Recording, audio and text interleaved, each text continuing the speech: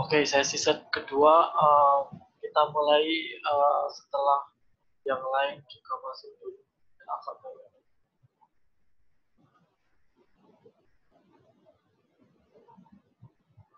Mungkin sekitar 10 menit lagi saya akan ceramah di sini. Setelah itu saya buka diskusi. Kalian kalau mau menanyakan sesuatu terkait dengan materi atau ada pertanyaan lain terkait teknis ujian bisa ditanya. Nanti setelah ini selesai.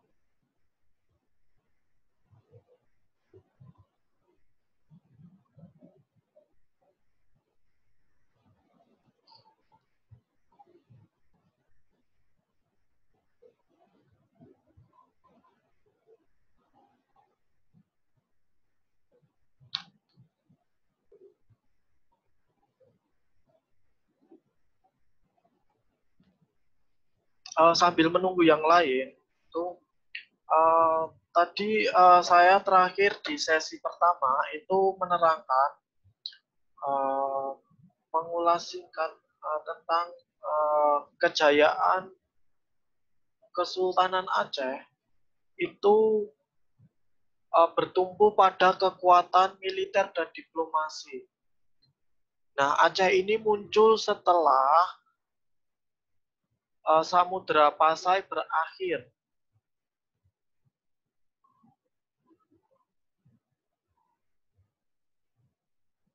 Nah, munculnya Aceh ini gara-gara atau dikarenakan pada waktu itu di daerah Malaka, Selat Malaka itu dikuasai oleh bangsa Portugis.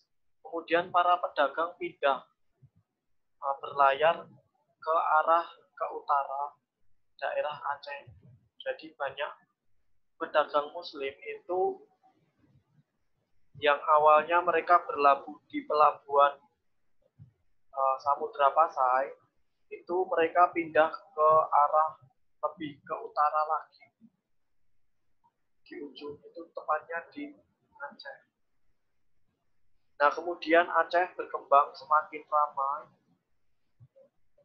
Kemudian yaitu muncullah Kesultanan Aceh.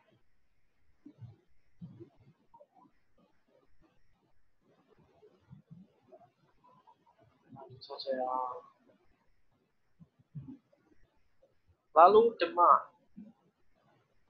Kesultanan Demak ini adalah Kesultanan Islam pertama di Pulau Jawa.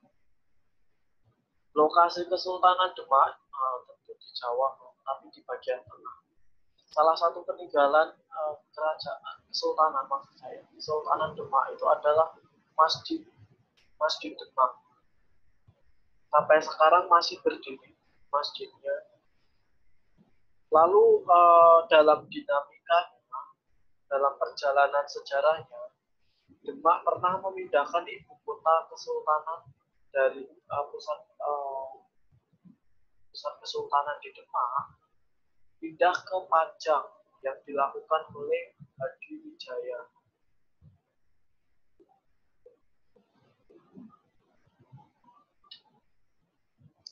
Kemudian pada tahun 1582 sepeninggal Jaka Tingkir itu digantikan oleh Arya Pangiri, itu mengangkat Sultan Pangeran Benowo.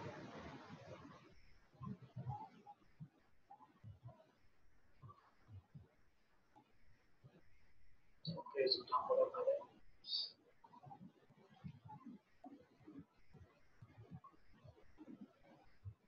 Nah, oke.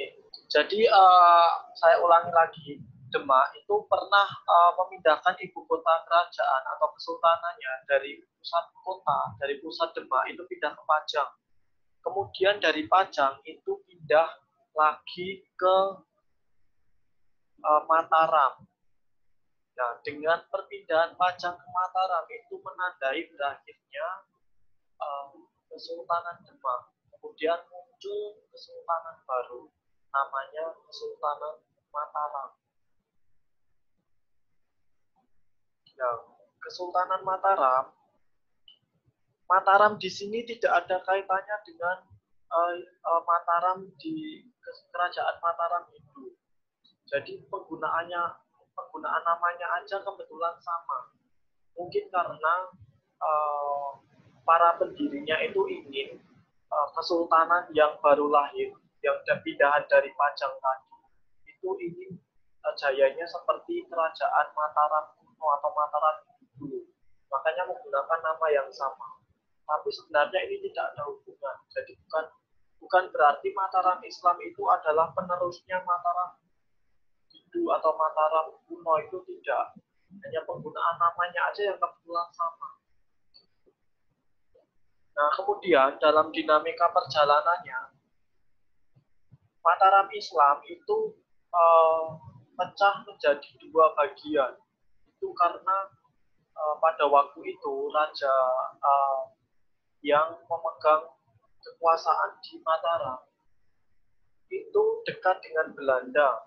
Akhirnya salah satu pangeran, namanya Pangeran Mangku, yang kelak bergelar Sultan Hamengkubuwono pertama, itu memberontak. Masa iya kerajaan kok mau dikendalikan sama Belanda?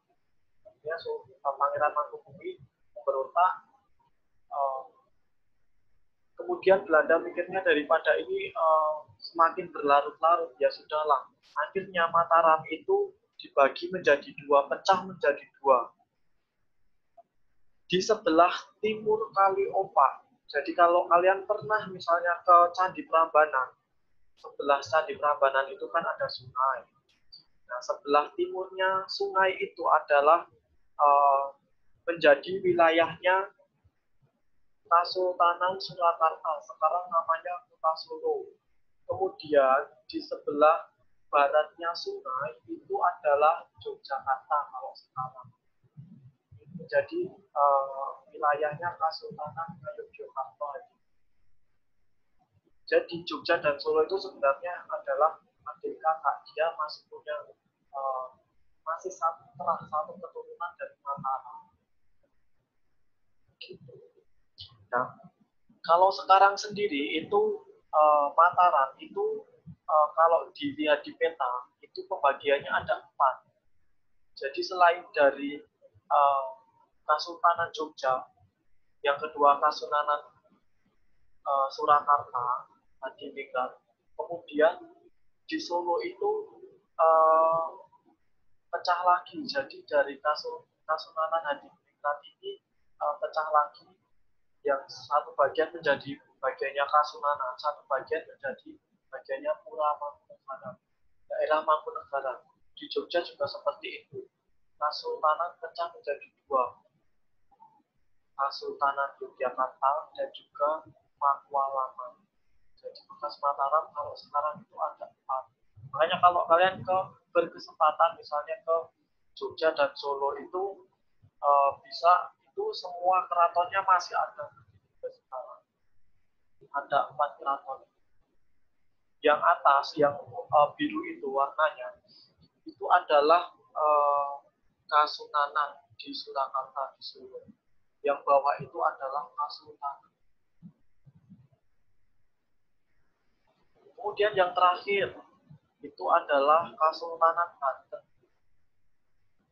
Banten mencapai kejayaannya pada masa pemerintah Sultan Ageng Tirtayasa dengan mengembangkan komoditas utama lada di Lampung dan juga perdagangan, monopoli perdagangan. Namun setelah Sultan Ageng Tirtayasa ini mangkat, setelah dia turun menyerahkan jabatannya kepada putranya karena dia sudah ingin pensiun, makanya jangan diberikan ke anaknya saja ingin menikmati pensiun. Tapi sayangnya anaknya ini terlalu dekat dengan Belanda, sehingga jalannya pemerintahan itu kemudian disetir oleh Belanda. Itu yang membuat kejatuhan Banten itu di sini. Nah, kalau besok kalian menemukan soal kejatuhan Banten itu karena apa ya? Karena anaknya Sultan Agung Tirtayasa namanya Sultan Haji itu sangat mempunyai kedekatan ya. Jadi Sultan Haji ini punya kedekatan, punya hubungan mesra lah dengan Belanda. Nah, sehingga jalannya pemerintahan di Kesultanan Banten itu disetir oleh Belanda. Itu saja. Ada pertanyaan silakan ditanyakan di chat, nanti saya jawab.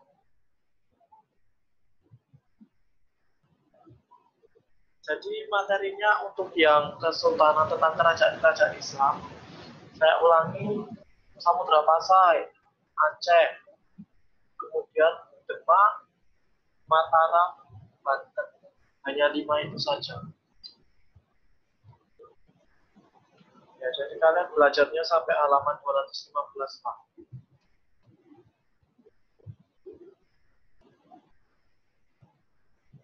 Untuk soalnya 20 soal pilihan ganda. Waktunya 75 menit. Soalnya nanti dalam bentuk Google Form, jadi kalian seperti mengisi kuesioner. Nanti paginya kalian ujian, itu insya Allah lah sorenya atau malamnya saya akan infokan melalui email atau melalui Google Classroom spotnya. Karena hanya pilihan ganda jadi lebih cepat untuk koreksi. Ya silakan kalau ada yang mau bertanya, ada yang kurang jelas, yang bagian mana yang perlu dijelaskan.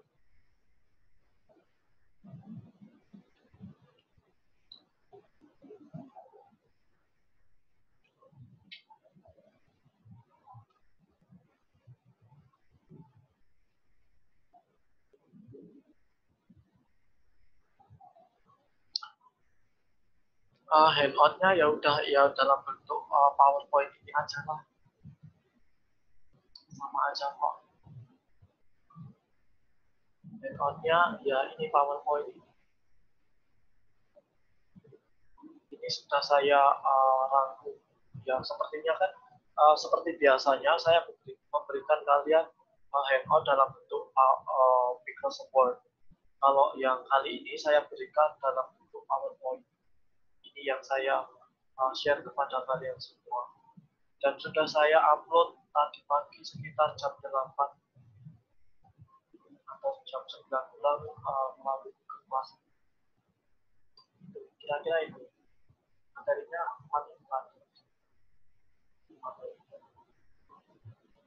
kerajaan Islam nggak semua ya, sampai dengan waktu saja. 2 tahun kemudian tertarik studi pengaruh Islam, nggak saya keluarkan.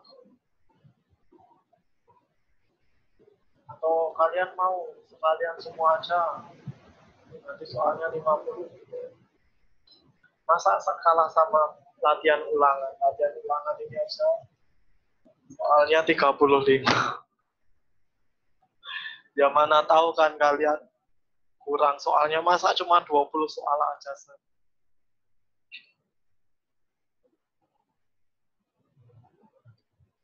Ada lagi pertanyaan selain Marcel? Yang belum menyelesaikan tugas, saya himbau kalian supaya segera mengumpulkan tugasnya. Paling lambat saya terima hari Sabtu pukul 23.59. Nanti hari Minggu saya akan rilis ke masing-masing kelas itu nilai kalian dari tugas pertama hingga tugas terakhir itu berapa. Akan saya buka secara terang-terangan di Google Classroom. Nanti kalian bisa lihat nilai kalian itu berapa, nilai tugas. Cocok enggak dengan nilai yang saya berikan lewat Google Classroom. Seperti itu.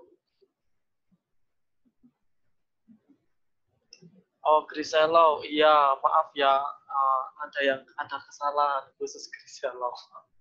Ini hari ini sedang diperbaiki, nanti akan dikirim ulang nilai keterampilannya.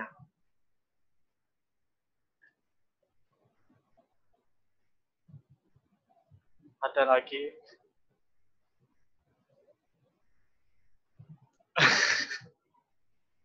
Buat terkejut. Ya, ada nilai proyek. Jadi di nilai keterampilan itu ada 3 komponen. Itu nilai proyek, produk, dan produk. Produknya itu dalam bentuk PowerPoint, kan saya pernah memberikan tugas itu. Kemudian ya itulah, itu ada tempat punya Grisel itu. Setelah saya cek nilai proyeknya itu belum saya masukkan. Nanti diperbaiki hari ini kok. Akan segera dikirim ulang ke email. Tenang, bukan masalah yang besar itu.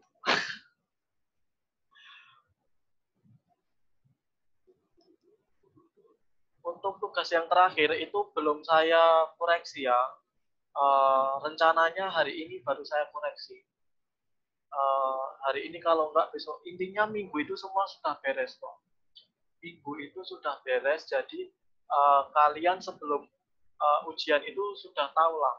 Sebelum ujian itu sudah tahu nilai tugas kalian di sejarah Indonesia, tugas pertama sampai terakhir itu berapa. Nilaimu berapa, Marcel? Kok nilaimu jelek? Mana pernah ngasih nilai jelek?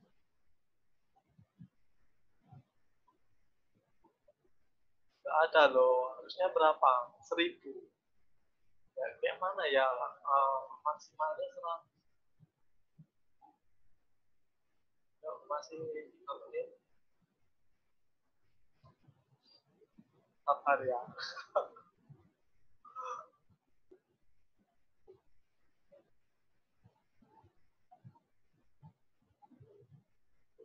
Kalau budaya orang Medan itu, kalau diam itu dianggap jelas. Jadi kalau kalian diam-diam baik, berarti teranggap jelas. Sudah paham. Berarti ujian bisa lah mengajar. Kan satu bab enggak ya, diam itu emas. Tapi kalau budaya orang Medan, budaya Batak itu, diam itu artinya jelas. Enggak lah, soalnya enggak susah kok. Cuma sedikit menantang saja. Saya itu nggak mau mempersulit hidup kalian yang udah sulit. Orang yang menyulitkan hidup orang lain itu nanti di akhirat dia bakal disulitkan juga urusannya dengan Tuhan. Saya nggak mau besok saya di akhirat urusan saya itu dipersulit sama Tuhan. Jadi saya nggak mau mempersulit hidup orang. Saya nggak mau mempersulit hidup kalian. Udah tahu saya, hidup kalian udah terlalu sulit. Hari ini nggak ada tugas. Nah kan, itulah bukti kalau saya nggak mau mempersulit hidup kalian. Hari ini hanya review saja, nggak ada tugas.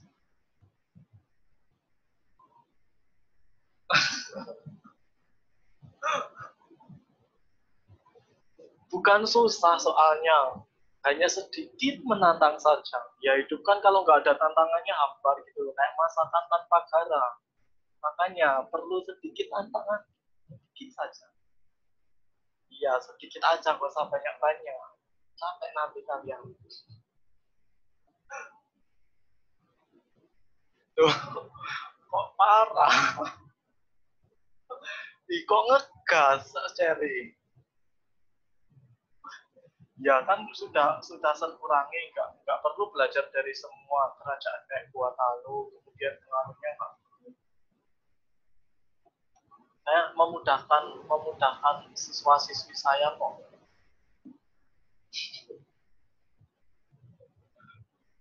Nggak satu kalimat sih soalnya, paling satu paragraf.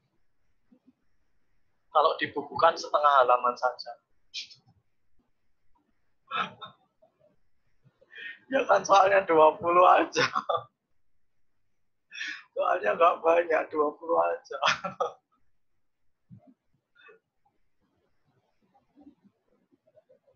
Dulu ada yang baper, Griselo baper, hidup gak ada tantangan itu seperti hidup sama dia. Wah, kok jadi curhat? Ya, nggak satu kalimat aja soalnya, paling satu paragraf. Ya 20 slide aja loh, nggak sampai 50 slide.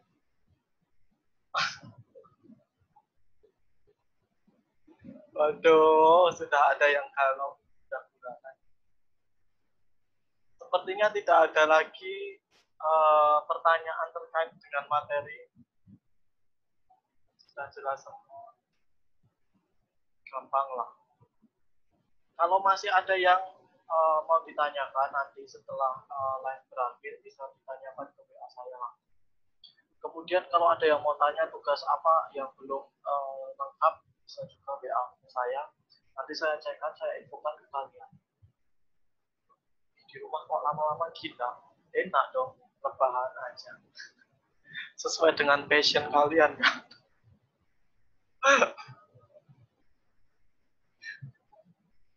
Itulah passionnya Grisel, kemudian Cherry, passionnya rebahan.